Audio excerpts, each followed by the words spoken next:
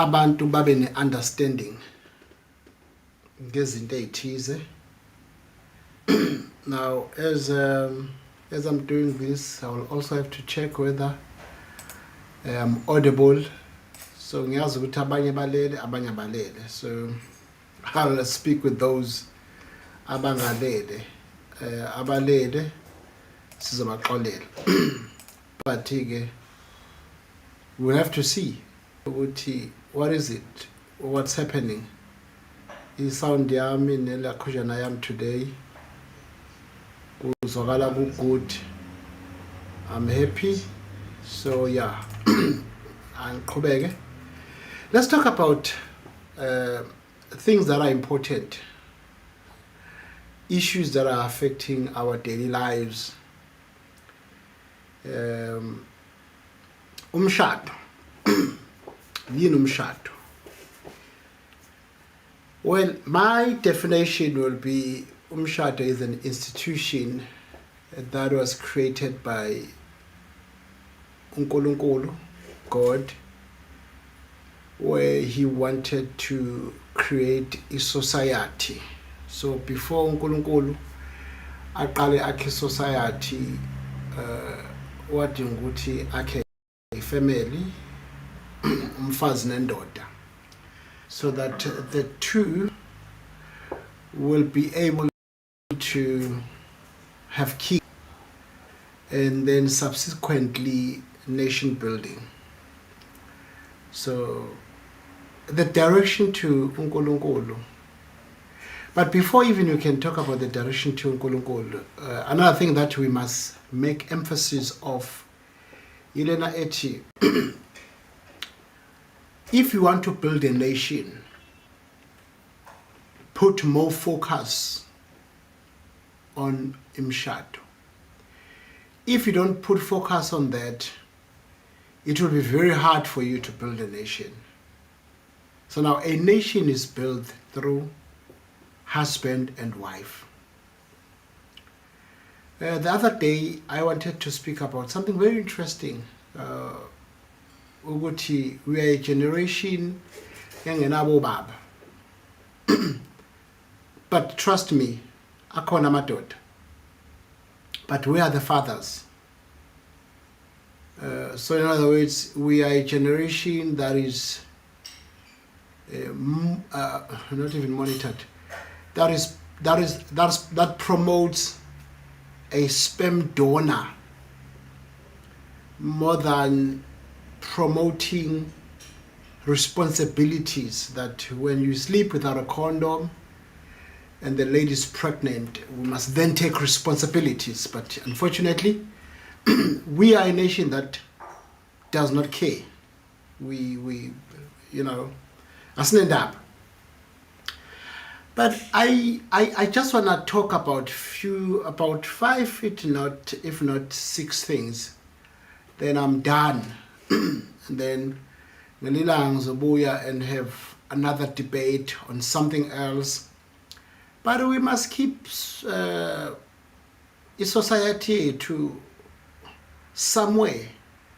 And our society must not just be somewhere, but it must be led, it must be taught, it must be prepared. Ngelilanga first khuluma nge-mentorship, that each and every relationship needs a mentorship. So these are some of the things esizokhuluma ngazo.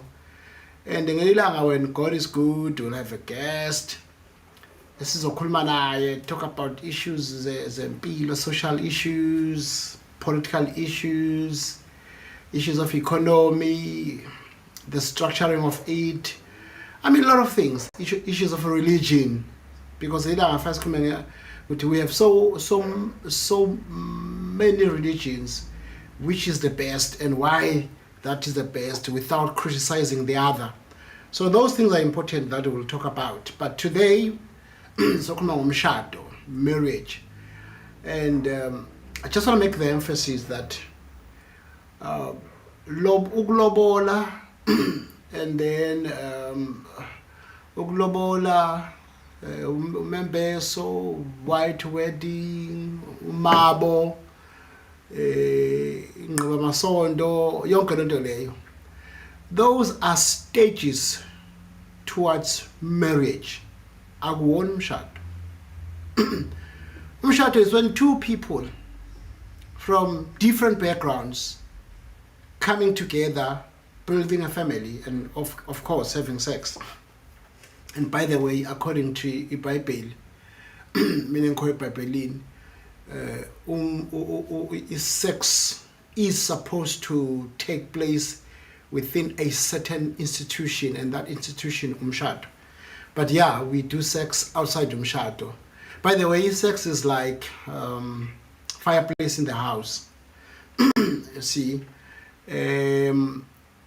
fireplace ubasa umlilo lapha we fireplace, but the moment you keep umlilo ubeka on the floor kuningi ukushayo. But I'm not there. Like Tenny trying to give a definition of umshado. I said it's not a lobola only and those stages. That's not umshado. Umshado, it's when these two people come together, coming from different backgrounds, having different, have been raised differently. Omunye has been raised by baba no mama. Omunye has been raised by ugogo. Omunye is coming from an abusive family, and now those people, they come together to make umshado. Now that's where the problem is. And by the way, uNkulunkulu wanted umuntu uthangena emshadweni a virgin, both male and female. But unfortunately, akusekho njalo in our days. Umuntu sengena emshadweni having slept more than 100 times, you know, and so on and so forth. But again, I don't want to talk about that. But into efana lezo, uNkulunkulu why wanted people to be ama-virgin uma bezongena emshadweni, because uyazi ukuthi there is soul exchanging. Sex is spiritual. There is soul exchanging. So now if you sleep with different people, you are now exchanging your soul with different people. And by the way, the only time where a person becomes one with another person, it's through sex. So all those things, we need to deal with them some other time, but not today. But as I said, today I just want to focus more on indaba yomshado. One, okay. There are secrets abakhona when abantu bengena emshadweni. Probably let's just try and talk about them and see ukuthi sizokhona yini uqhamuka ne solution kuma issues amaningi abantu ababhekana. Oh, by the way, I'm still making emphasis ukuthi ama relationships, they need mentorship. So if I'm a relationship they don't have mentorship, it becomes a problem. So let's decide what sikwenze as a society. Let's every relationship, even a mentorship. Well, it's my opinion. It can be correct, it can be not correct. It might help, it might not help, but we really need to have a mentorship. And as I was saying before, we also need to gather young couples of our province in a room, or probably in some kind of an event, and have someone or omdala or shadile to speak with our relationships. Now on that day we'll invite abantu abama serious relationships, abantu abambesile, abantu aba-engagene, abantu abashadile. We'll gather these people in one room, and then we'll have someone to speak. Obviously, I'll share easy what is God's idea of umshado, but we'll need a senior person who will then deal with a lot of issues. Issue number one, azodila nayo issue of sex, the importance of sex ku relationship or emshadweni. Issue number two, issue yama finances, issue of communications, but any issue I think esibalekelayo, and that has become part of our lives, issue polygamy, you know, that one, it's yeah, it has provoker ama emotions abantu, and you'll discover that directly or indirectly people are involved in a polygamous setting. So I'll find someone who will come and speak with us about those things and kulmangas. But anyways, lang corn. Now, big secrets in marriage. Now, you can either agree with me or disagree with me. But if you agree with me, you can lapo on your. In fact, if you have questions, you can type them. I'll read them and answer them, while at the same time I'm trying to give some clarity on other issues which are important, which we must do. Now, secret number one, everyone you marry has a weakness.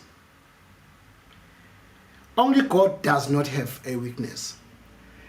Ikhona into esivezela ukuthi, or in our minds, nale nto le yokuthi people are perfect. When he speaks, he says, I'm the worst sinner. Sonke, we are sinners. It's a secret that you must know. Every person has his or her weakness. And then, so if you focus on your spouse's weakness, you can't get the best out of his strength. You see now the problem, the moment you focus more on your partner's weaknesses, you are limiting yourself from growing and growing in that relationship, because now your focus is more on our weaknesses. So, but you must have an understanding that wonke umuntu unemfihlo yakhe. Secret number two, probably on this one you might agree with me, you might not agree with me, but it's there. Everyone has a dark history. Every person has a dark history. And then I think but it's fine. So I was saying everyone has a dark history. No one is an angel. When you get married or you want to get married, stop digging into someone's past. Well, a lot of people, including myself, we do that. But for you to have a healthy relationship or marriage, we must learn not to dig into someone's past, because leo past leyo in a tendency of exploding to your face and destroy you secretly, silently, without your partner knowing. Because why? You have decided to dig into somebody's past. Now, what matters most is the present life. And then that you have. All things, the Bible speaks about all things have passed away, now behold, new things has begun. So it's all about that. Umshado is all about forgetting about the past and building on the present. But it's important to know, Uti, now you learn from the past. You don't dwell on the past. You learn from the past so that you'll be able to shape the future into a correct direction. Okay. Now, secret number three, it's getting interesting. I'm just enjoying what I'm doing. Secret number three says, every marriage or relationship has its own challenges. Marriage is never a bed of roses. every good marriage has to go through its own test of blazing fire. You know, if we can put that, you know, I mean, I wish sometimes we can have a platform. Well, this is one of our platforms that we have. But sometimes you need a platform where you'll touch people and explain ukuthi umshado ukuze usurvive. It has to go through fire. It cannot survive if it does not go through fire. So it has to go through fire, and that fire will build your marriage to be stronger. Yabo, impilo yakho, when you have a life, a bed of roses, you must know ukuthi if there's no fire that is trying to destroy your marriage, you must know that you don't have it. There are issues that must push you. Ekutheni, what yini fanyenze ezoba right so that I can save this thing. Okay, before I continue with everything, you must know ukuthi the number one enemy of our marriages and relationship is the devil himself.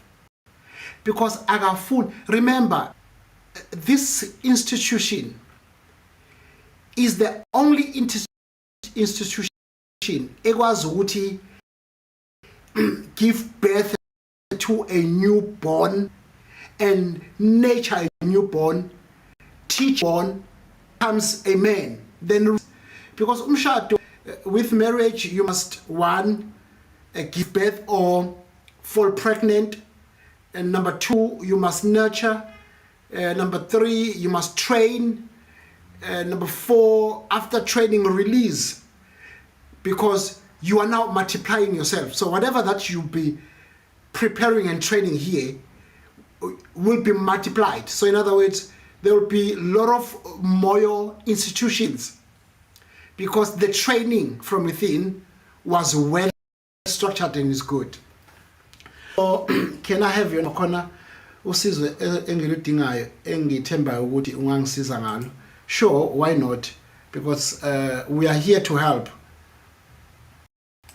And siyabonga nalaba who are sharing this work that one is doing.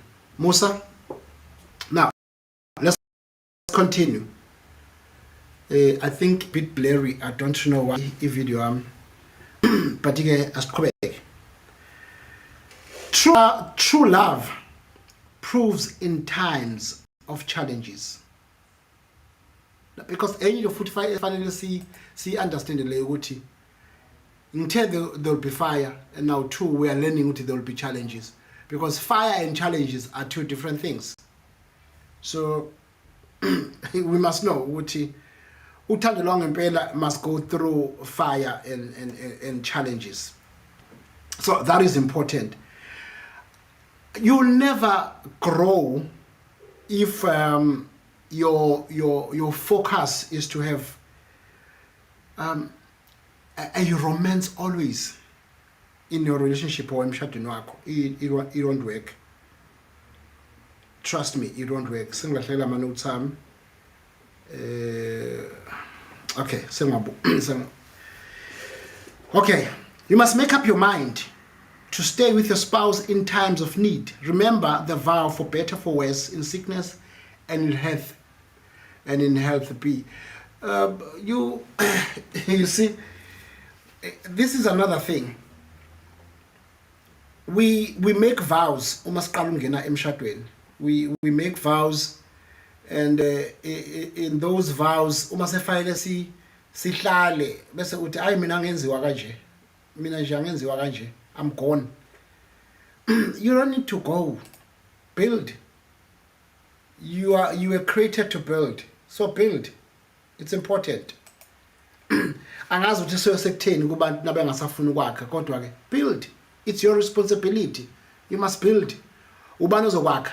Because if you don't, you'll find yourself umuntu othi chop and change, and until when you chop and change. Okay. Secret number 4. Every marriage has different levels of success. Don't compare your marriage with another. That's another problem that we are facing. Abantu bafuna ukubona ubona ungcobo having a successful marriage.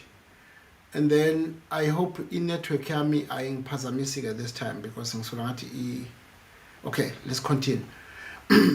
Now ubona ungcobo having a successful marriage and you are comparing now. Now ngalesikhathi ucomparisha ngicela ungipressele lapha i-shutter button ayisekho player. Ngalesikhathi ucomparisha into eyenzakalayo ukuthi you are now entering into a stage somunye umshado and leaving yours, and ngalesikhathi ushiyo wakho umshado, what happens is that somebody will occupy what is yours. So don't for awubaza abanye abantu ukuze babe la bekhona bafike kanjani. There are rivers that they cross, there are mountains that they climbed. Yabo. So when usufuna ukuthi owakho ufane nowakangcobo, ngowakangcobo wazi ukuthi udlula kuphi. There are sacrifices that you must know, that you must in fact partake in order for you to have a successful marriage. Yeah, we can never be equal. Some will be far, some behind. To avoid stresses, be patient, work hard, and with time, your marriage dreams shall come true. Yabona, this is important. Yonke imshado requires patience. If you are not patient, you never build umshado. You will never. And quote me on that. Now, unfortunately, social media has created an artificial type of umshado. That's social media. And social media is very dangerous because you now go through your Instagram, your Facebook, your Twitter, and all these other social mediums. You go through them, Zobona, a celebrity posting beautiful pictures, versus Zanzibar, Mauritius, or Dubai, and when you think, well, it's good. No, it's not. They have to go through, or they've went through some stages for them to be where they are. You don't know where they've started. You don't know but wherever they are, it is because and through time umshado wakho will be beautiful, will be better through time. 5, to get marriage is declaring a war. You don't just declare a war with the devil himself. You are declaring a war even with your friends, your relatives, because others will disapprove of you marrying Moyo, for an example. So obviously when you decide to take a step towards umshado, what happens is that you'll then find people abazothi ngoba yini la ngcono ngaye, yini ngcono ngaye. And remember, when people are saying that, even the exes will be asking the same question, so obviously now there are people who are fighting you, so you are declaring war. Now Sajolo, you're not declaring any war, but the moment you take the steps there is a war that is being declared. And trust me, prepare yourself. And in a war, you must know the battle line. We must know how to fight. You don't fight umuntu wako, you fight the problem. You fight the enemy. It is the enemy that you must fight. Okay, when you get married, you must declare war against enemies, as I said, of your marriage. Some enemies of your marriage are ignorance. Let's now forget about the outside world of your marriage. Let's talk now about the inside. The war now, because another war that you are declaring is the war within. Now, some enemies of your marriage are ignorance. People are very ignorant when it comes to marriage. Do research, attend marriage seminars, study, move away from social media a bit. Try to find, because there is nothing you'll achieve in this life unless you've taken a decision, I want to be the best in whatever that I'm doing. So now you are a partner, you are a spouse to someone. Now, your responsibility is to say, so move away from ignorance. Study. The only tool of removing ignorance is to study, get information, get educated. Because when you do that, you are removing ignorance away from you. Number two, prayerlessness. We suffer from that. If we don't pray, our marriages will suffer, will die a slow death. Number three, unforgiveness. It's important to learn that in your relationship or good relationship, you must learn to forgive. It's one of the painful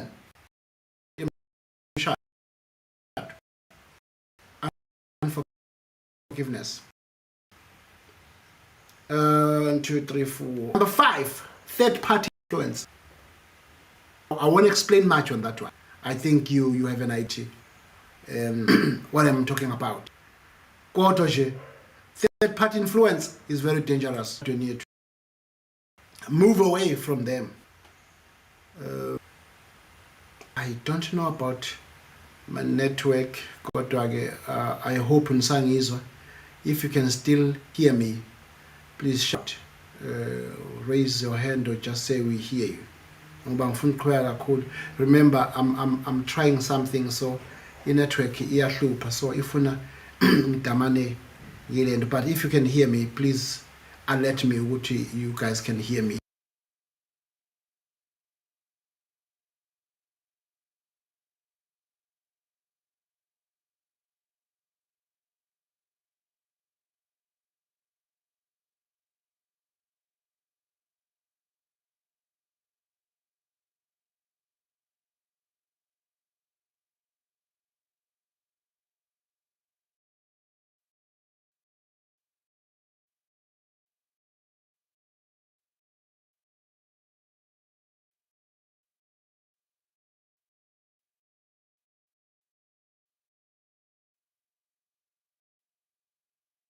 Dark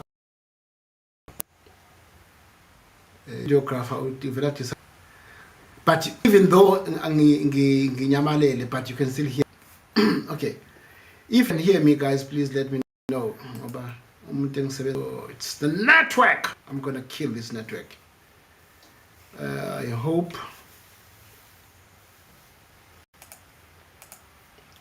Okay, but let me continue. I think I'm back. Yeah, sorry about that. So I was saying, third-party influence. That's number 5. Number 6 is stinginess. Hey, people are stingy. I won't explain much on that one. Number 1.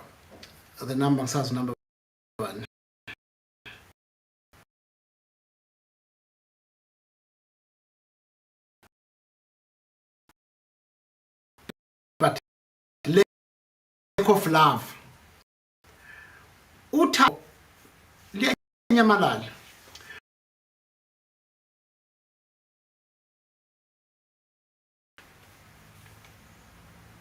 yabo livele okwamanje sanginika inkinga but ukuthi izoba right anyamalala ayo ukuthi the relationship itself is gone. Liyavuselela thando liyavuselela so uma ungalivuseleli ubhekana nenkinga but benkosi nizoxolela I'm trying to sort out the issue network.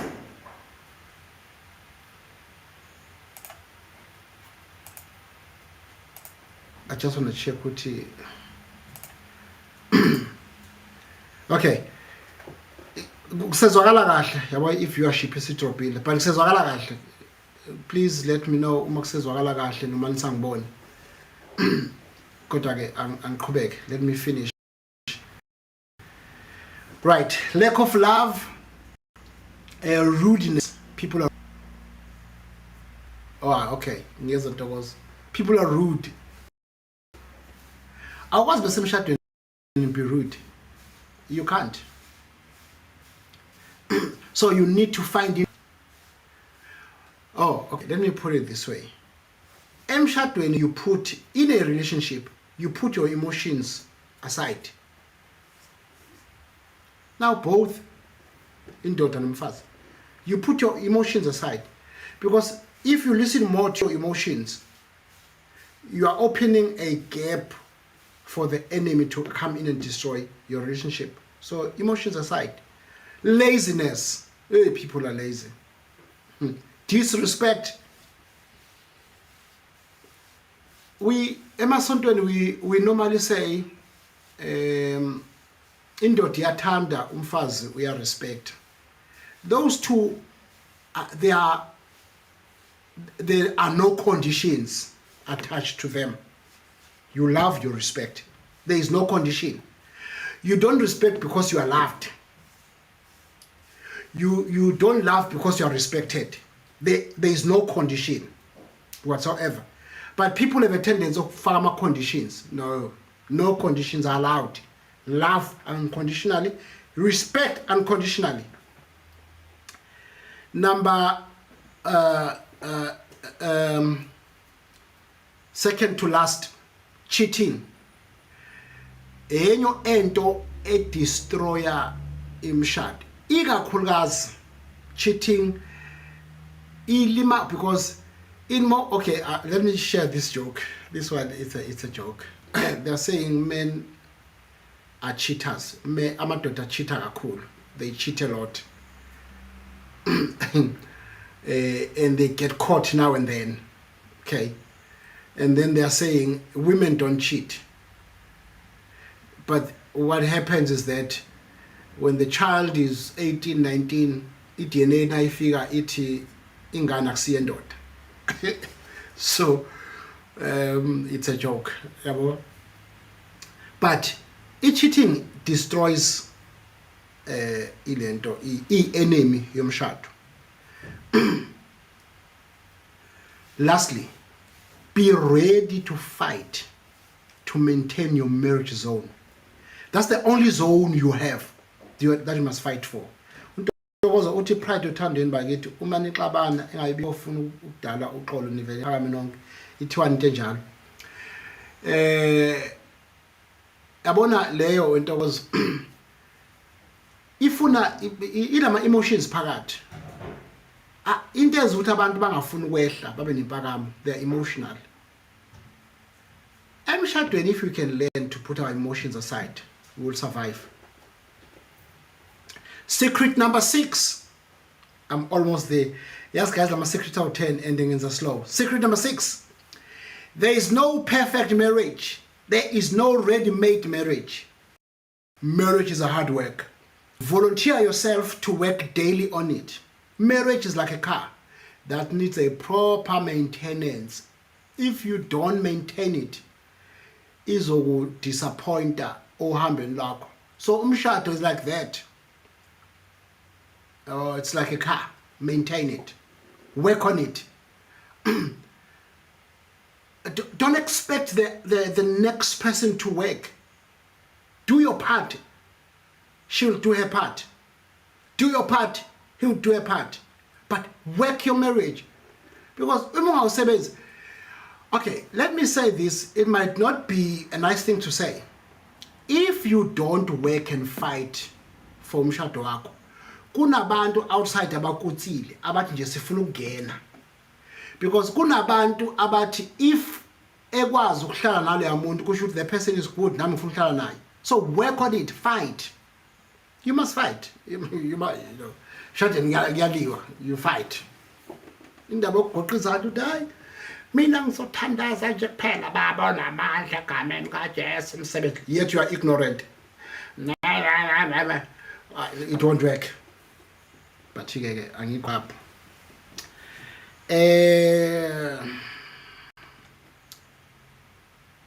Secret number 7. God cannot give you a complete person you desire. Asisho le. Yabo lento leyo abantu bayidwebela indoda yakhe ifunayo uyayibumba. Lase ngimdala, ufuna ukushada nehank, ufuna ukushada ne-tall, dark and handsome, ongenantshebe, onempandla, bayabala. There are a lot of things abayishoyo. Well, fair enough. But you never find a complete being. Whatever that you've been given, work on it, build together. Now, God gives you a person in the form of raw material in order for you to mold that person that you desire. So yabona kumehluko manje. uNkulunkulu akunikeza udaka ukuthi zakhele into yakho. But ukunikeza umuntu amakhilo already. But that person is raw. You help build that person.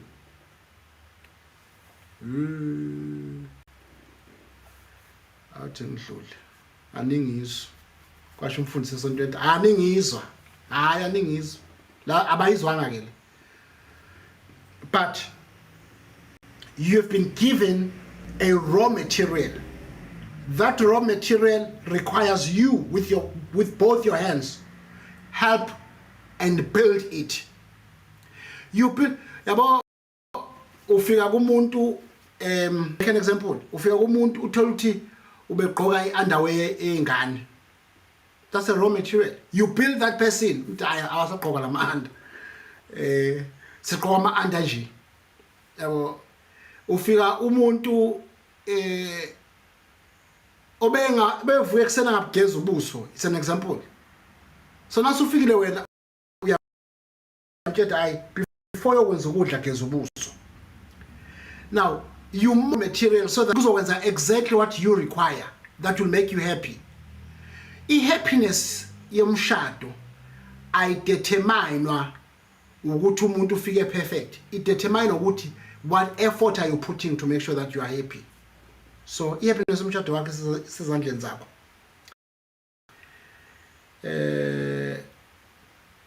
Now this raw material, for you to mold this person, there are 3 things that you must understand. 1, you must, or how are you achieve this person to become what you want the person to be. 1 is through prayer.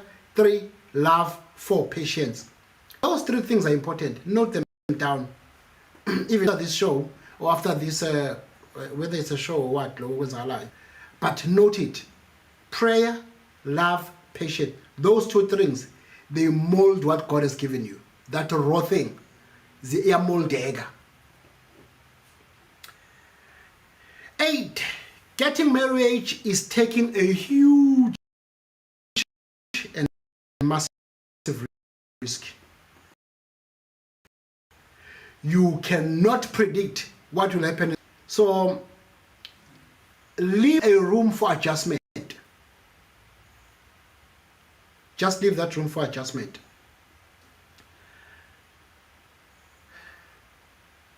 Your partner can lose his job or lose her job. Sometimes you might fail to have babies. But yonke loo nto le, it requires you to be a prayerful person.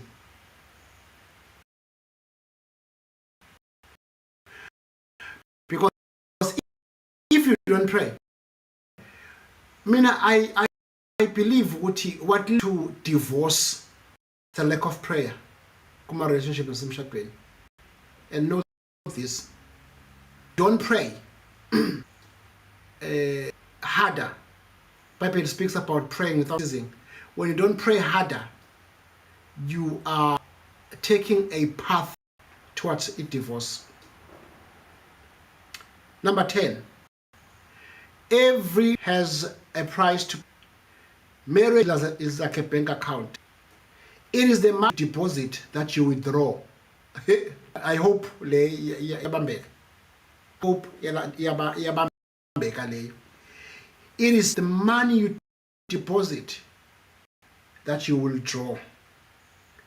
I withdraw as I deposit. So whatever that you deposit, kule bank lakho lomshado, it's what you will withdraw. So if you deposit anger, you will withdraw anger. If you deposit unforgiveness, you will withdraw unforgiveness. So in order for your relationship to work, if you deposit cruel words, you will withdraw them. Now, if you deposit emotions, you will withdraw them. So marriage is like that. What you put in is what you will get. So put in good things so that when you withdraw good things. I hope you are noting what I'm saying. You must deposit love, peace, and care to your marriage. You are not a candidate for blissful home. So after this, wherever you are, you'll pray with me so that we'll begin a journey of building a wonderful, prosperous marriage or marriages. That should be our responsibility. Remember, I said earlier, I'm about to goqa. I said earlier, into uNkulunkulu ayifuna ukuyibona iba successful imshado. So if ingekho successful imshado, lezi zinto lezi engibalile, they're about 10 and some namanye points on top of that. Uma zinganakwa ama relationships abantu, they die a painful death. So we have a responsibility. I said earlier, each and every relationship and each and every marriage must have a mentorship.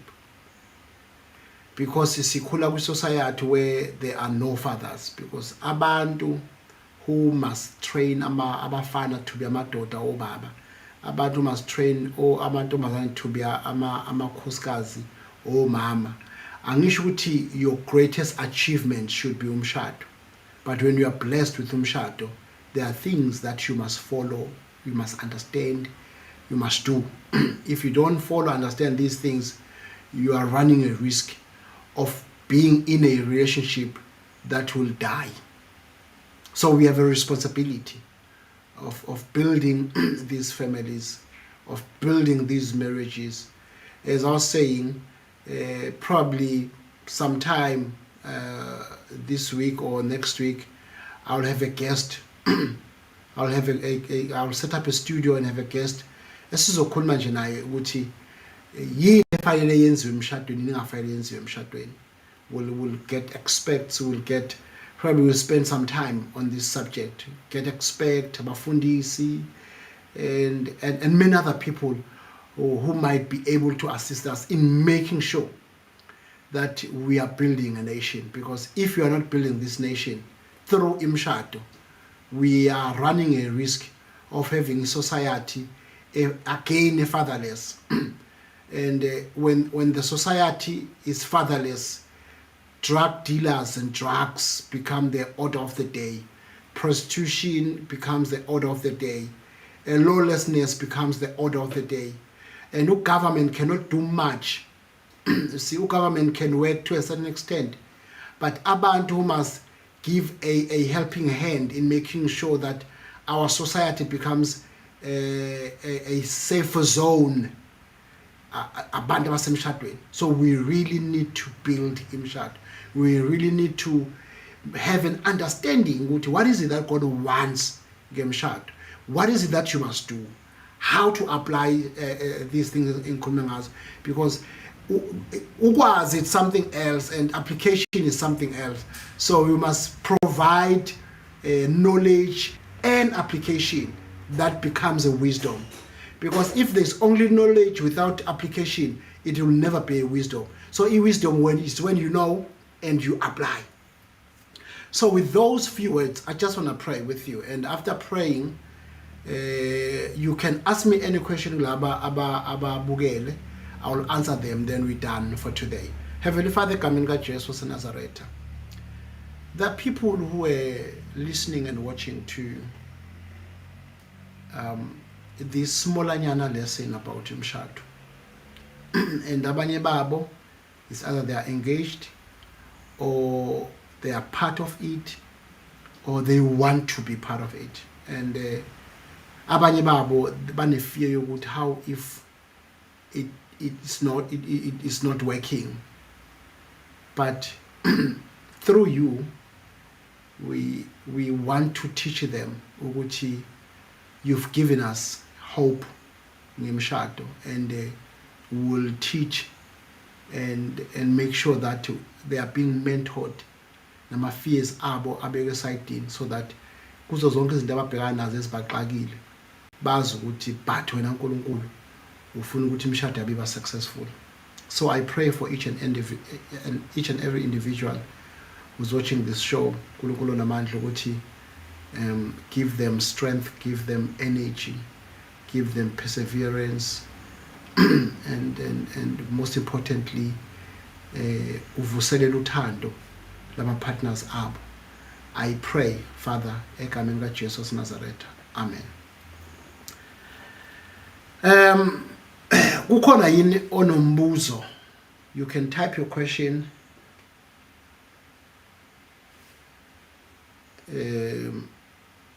about indaba yomshado before I hang up.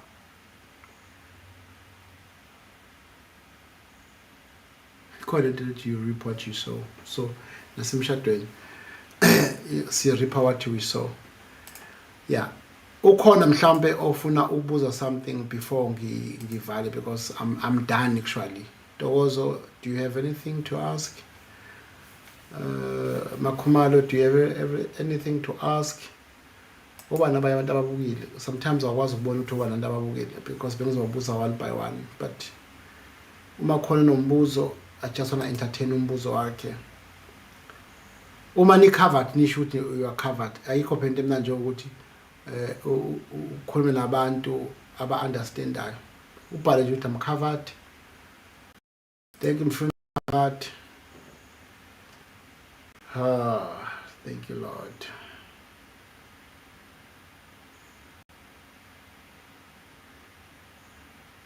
Okay. Abantu abanye bawufo babukela ngapha, abanye bawufo babukela ngale. Okay. Siyabonga Moyo, sikuzwe kahle.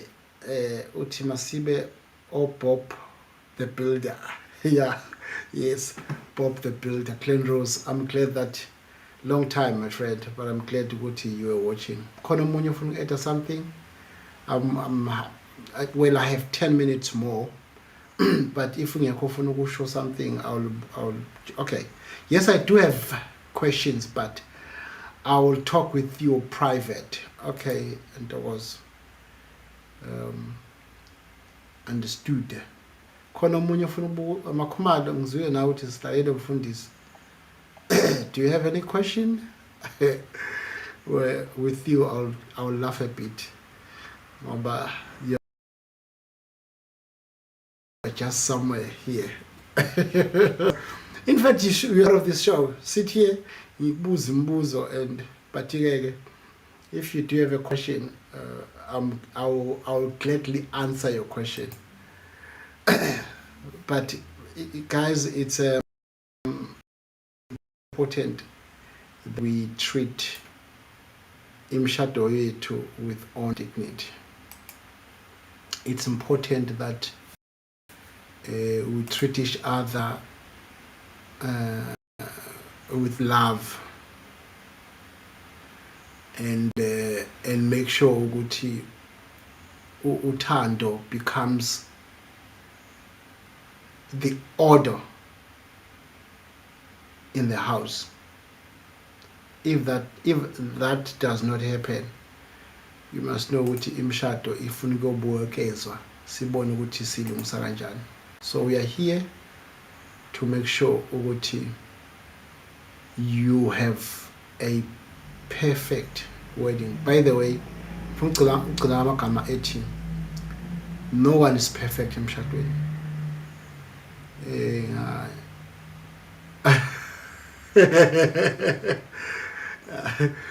Guys, but I was saying, it's important. It's important ukuthi kuma-couples into efanele siyihogele let us not smell good expensive perfumes or cologne that we buy, but uma abantu abawu-2 behamba, let's smell love, let's taste it, let's see it, let's touch it. That's important. If you can't do that, wokwazi ukuthi you ulengela eweni le disaster. Our country, if inawo wonke ama-disaster khona, but the greatest disaster of them all, it's when 2 people are coming together to fail. Don't enter into a relationship to fail, but enter into a relationship or into a marriage to conquer and to conquer. God bless you. Bye.